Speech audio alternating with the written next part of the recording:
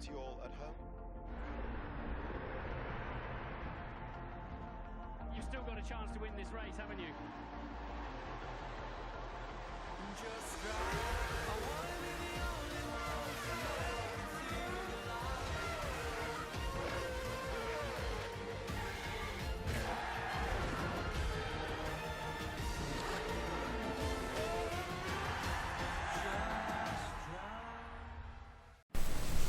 Hey guys, Harrison One back at it once again with a brand new video for you, and welcome back to Dre TV, where we talk some Formula One.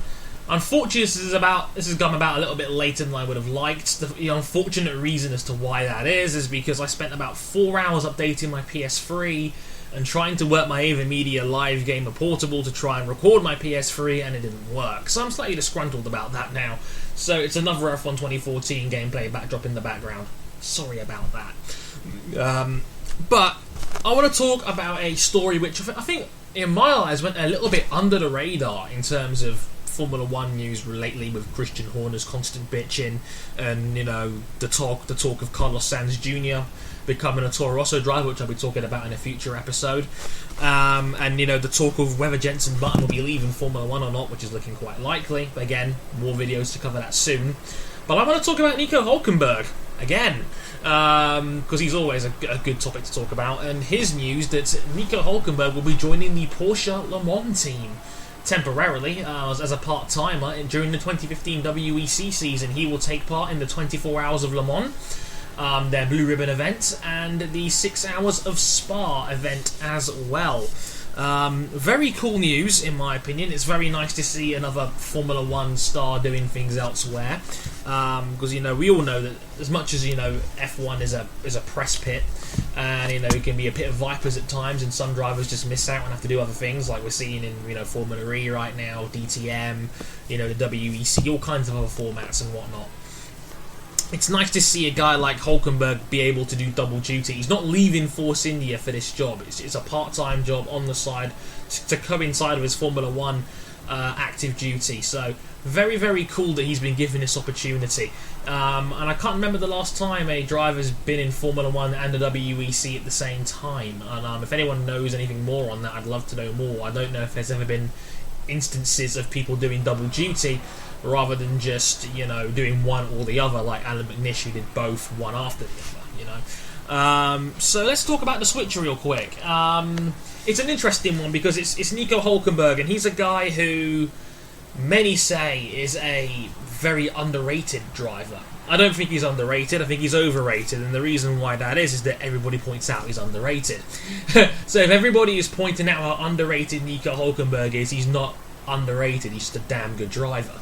And I've described Nico Hulkenberg before as like the 8 out of 10 rated dude in your favourite sitcom, who is a really nice guy but never gets the girl. Like if F1 had a walk-in friend zone, Nico Hulkenberg would be that guy. He's been stuck going in circles in his F1 career in terms of midfield level teams, from Williams to Force India as a test driver. He was a test driver 3 years ago. Still hard to believe.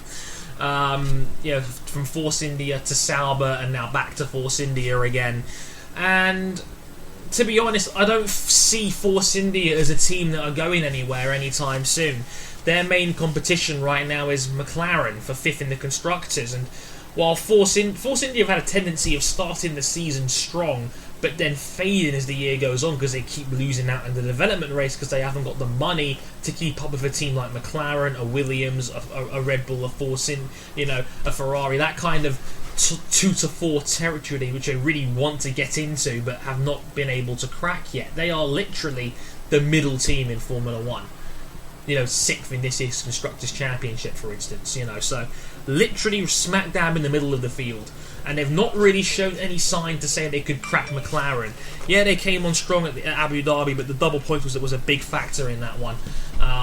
Jenson Button single-handedly pretty much saved McLaren a good 20-30 million with that last, I think, was it 5th place or was it 4th place? 5th place he finished in Abu Dhabi. But Hulkenberg is a guy who many say should be in a top-class seat, and I'm inclined to agree with that notion. As I've mentioned before on this show, he was meant to be a Ferrari driver this season, but unfortunately Luca changed his mind at the last minute when he saw Kimi Räikkönen became available at Red Bull after he didn't want to take a pay cut for them. So as a result, yeah, like Hulkenberg kind of got glossed over and Räikkönen was poached. I can see why, because at the time Räikkönen was shit hot coming off his Lotus comeback. So I can see why they went with Räikkönen over Hulkenberg. And Hulkenberg is still at a decent age. He's 27 years old. He's the same age as Sebastian Vettel. He's been successful and has won pretty much everywhere in his F1 career, from Formula 3 to A1 GP to GP2. Extremely talented. We all know how good he is. But he's the guy that always gets overlooked. Like McLaren were going to take him on, but then they went to Sergio Perez, who was more of an exciting talent, more than Hulkenberg, who was just a consistent guy. And, Sergio Perez is always the one that draws the headlines at Force India, when Hulkenberg scored nearly 100 points this season, which is, again, a phenomenal effort and a phenomenal season Hulkenberg has had. Cracking the top 10 of the World Championship, I think, for the first time as well in that process. So, yeah, like Hulkenberg couldn't really do much more with what he's been given if he tried. And he's not even had a podium in F1 yet, while Sergio Perez has had 4, and I find that really bizarre.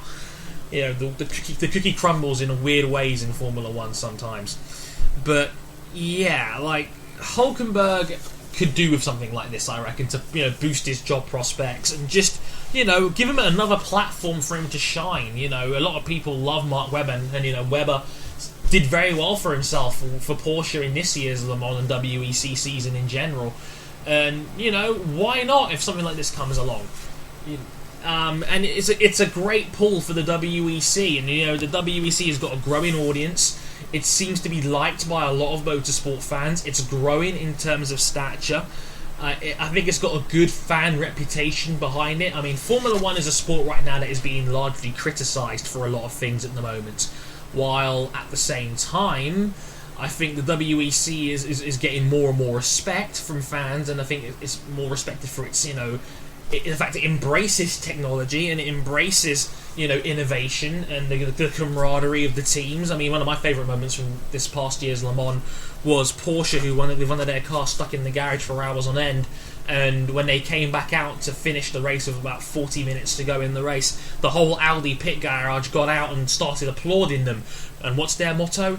Embrace challenge. And I love that about the WEC.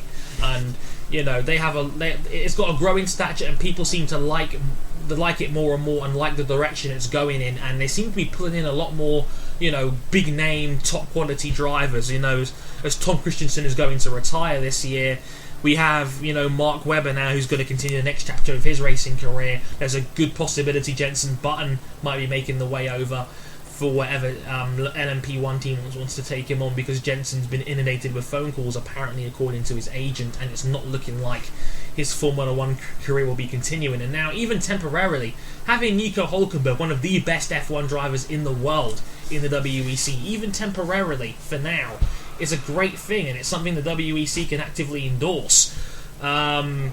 Is it good for Formula 1?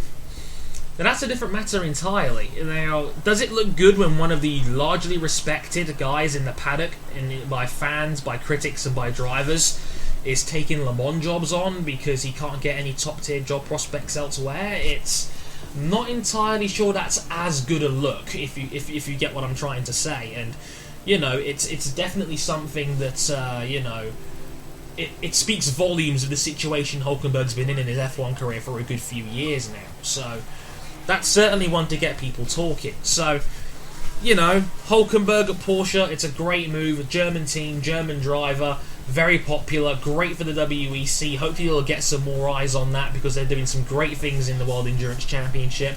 A British world champion over there, after all, in Anthony Davidson as well. So congratulations to him. Fantastic to see him. And Sebastian Buemi, a guy who was dumped by the Red Bull Driver Academy, continued to do well for himself when it came to Formula 1 and Toro Rosso.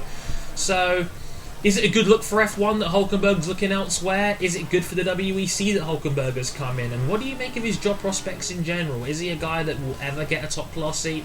Because I think he should be, but it looks like he may be missing out. I'd love to hear what you guys have to say as always, and I will catch you guys next time. Until next time, I've been Harrison101. Thank you very much for watching, and I'll catch you guys next time. Sayonara.